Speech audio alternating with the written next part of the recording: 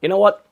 Whenever I do a video like this, inevitably there's going to be pissed off fanboys down in the comments section pulling out all kinds of excuses and all the rest of that when I start talking about a product that I find to be less than ideal for a customer at its price point. Point in case, a brand new, in Australia, $2,700 guitar, or $1,300 in the US, coming in less than spectacular form is not good enough. Like, how this could have been sent out to the customer is entirely beyond me. It's not like we're talking everything is completely off, but we are talking about little bits and pieces that make for a guitar that is horrid to play, like absolutely horrid.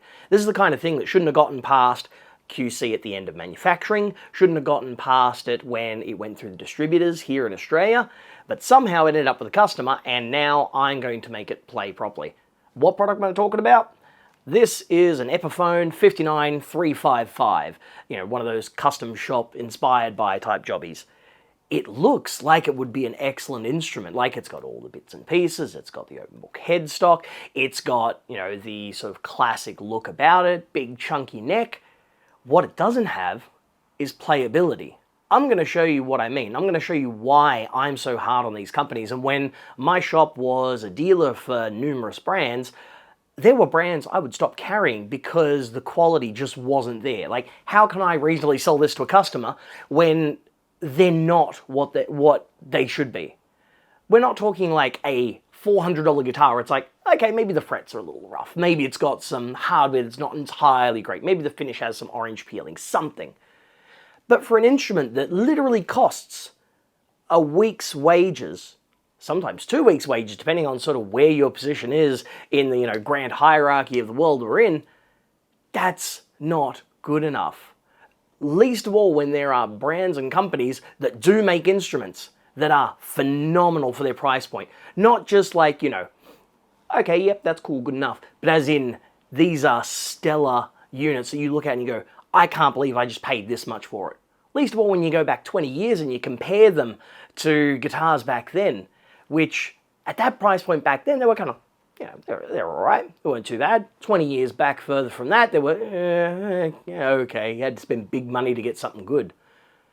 We live in an era of some of the greatest modern technology and innovations, factories around the world, CNC machines that can get stuff down to a fraction of a millimeter. But companies still want to push stuff out as quick as they can to make as much money as they can. And that sucks. That's not good enough. Before we dive into the bad stuff, let's talk good stuff. So, overall fit and finish, not too shabby. This is a relatively thin, what appears to be satin poly finish. Not the worst job I've ever seen in the world. It seems to be pretty well fit on the rear. No major issues with wood, no blemishes, nothing along those lines. The binding's half decent, there's no major gaps in it or anything else like that. Even around like the heel joint, where oftentimes when I see a lot of Gibsons coming in that have a little step on the heel, you get like pulling up of the lacquer inside of that. So, not too bad. The hardware's half decent, your standard sort of, modern Asian made type stuff. It's got your full chunky style bracket on the side there for holding the pick guard. Of course, it's a, faux celluloid style pick guard. Seems to fit well enough. Toggle switch, just a, basic Chinese type jobby. Same with the pots and all the rest of that. The pots do sit, I should say the knobs sit a fair bit off of the top of the guitar there, so that could be as a result of the knobs and the shaft not actually being the correct diameter. I have seen that previously. Or just when they put it in, they've used very, very long bushings on there and not put any space or anything on the back. That's relatively easy to kind of fix. Now, if we move on to the rest of the guitar, the story starts getting a little bit different.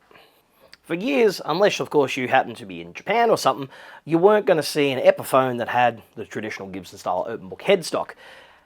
Biggest difference between the Japanese made ones and the ones that we've got over here these days is of course the truss rod cover, I should say, is a bell style with 3 screws instead of the 2 screws like what you find on the Gibsons from the US, and of course some of the ones from Japan, including the Epiphones and the Orvilles.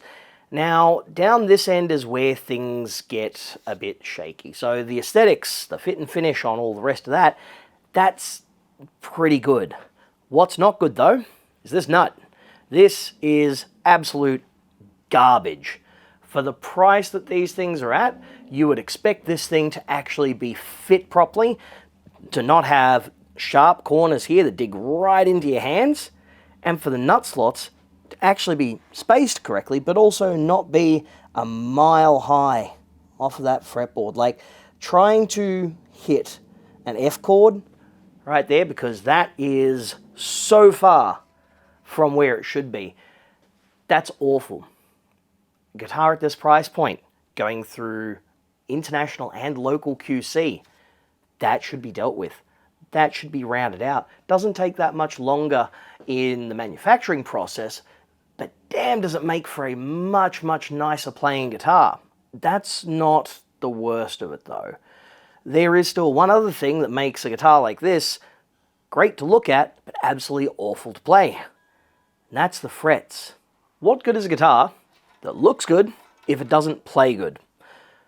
These frets, straight from factory, right?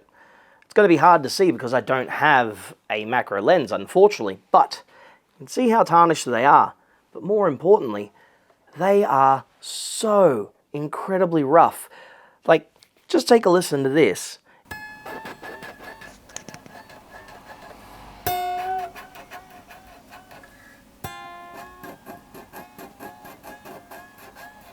I can feel just how rough they are because they've probably gone to maybe 600, potentially 1200 grit sandpaper, but they've never gone beyond that. So they've never actually polished them up to get rid of that. So you try bending on this, it's like bending on sand.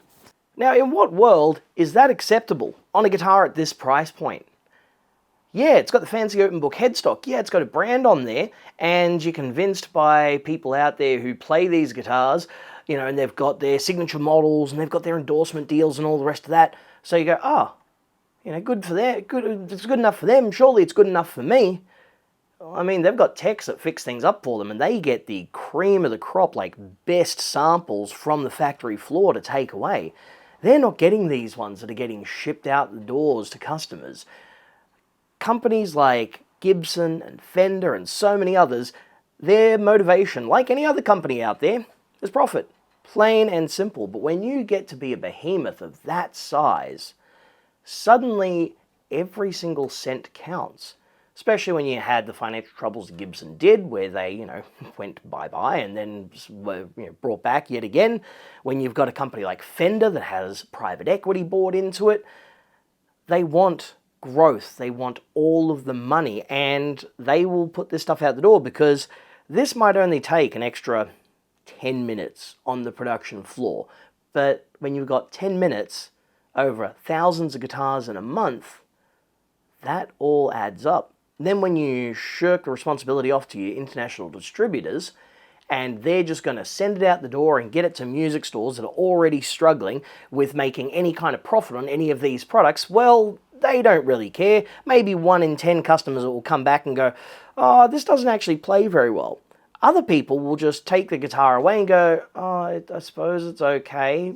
Maybe because they don't know any better, because they feel that, okay, maybe that's just the standard by which a guitar is, or because, you know, they bought something they thought was a good product, they spent their hard-earned money on it, and they feel embarrassed, they feel betrayed, or whatever. It's an emotional response. And so now they're stuck with an instrument that they'll either have to deal with the retailer and the distributor get sorted, or they're going to have to come see people like me to go through and fix this up. For example, the reason why this guitar is here is because of the horrid intonation, which comes as a result of that nut being bad, but also when you bend these strings around this section, which it's a 355, you're going to do your best blues bends and you're going to pull a horrible face whilst doing it. And if you can't do that without it sounding like sandpaper on glass at the same time, then what is the point, really? So this thing is going to get a shiny new bone nut, and it's going to get the frets polished up properly so that they actually play better. But what I'm also going to do is I'm going to show you that it's not just a case of, oh, deal with it and this is what guitar companies do and, oh, this is just what it's like. I'm going to show you a guitar very similar spec, that's almost a third the price, but double the quality. Now this is an Ibanez AS73. Similar concept. Maple body, all that kind of good jazz. Semi-hollow, pair of humbuckers. But the difference is, this one, at under $900, doesn't have the same foibles. So the nut from factory was cut to the right height, which is nice. The frets, they were polished well. They played well. I could actually bend on them without having to worry about them sounding like sandpaper. The fit and finish was very much similar. It covered similar tonal grounds. Yeah, the aesthetic might be a little bit different, but you know what? I completely dig it.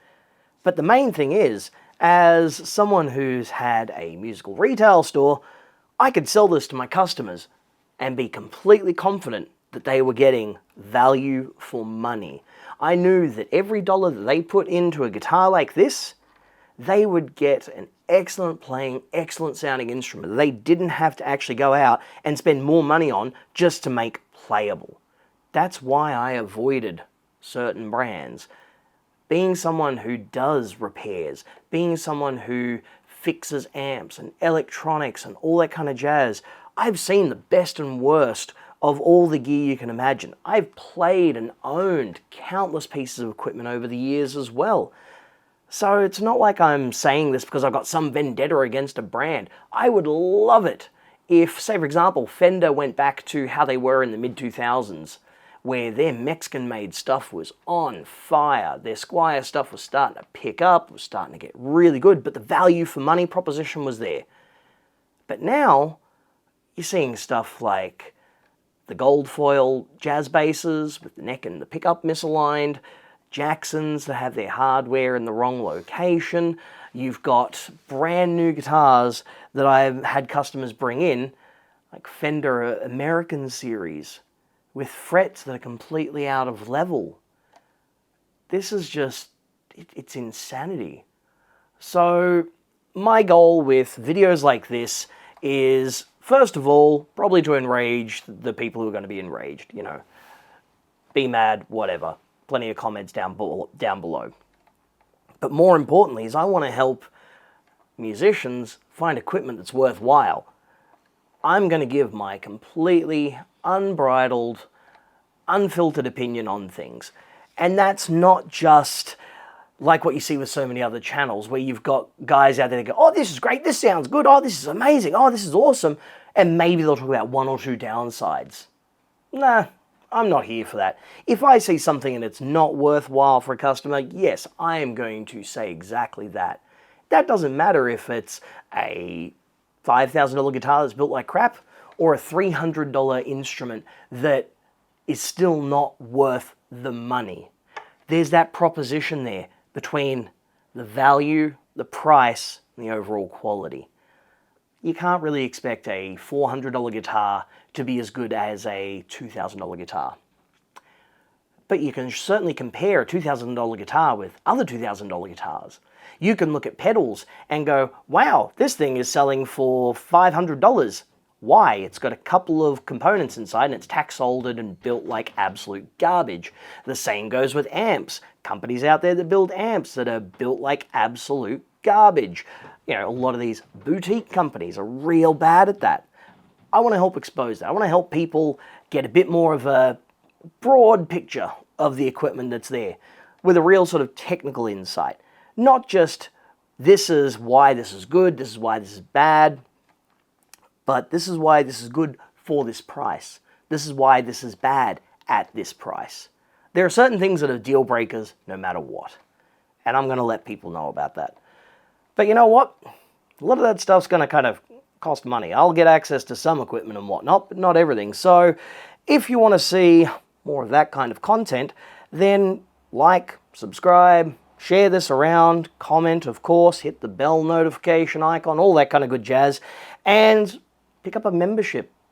If I get enough members and whatnot, then I can probably start funding a few of those bits and pieces.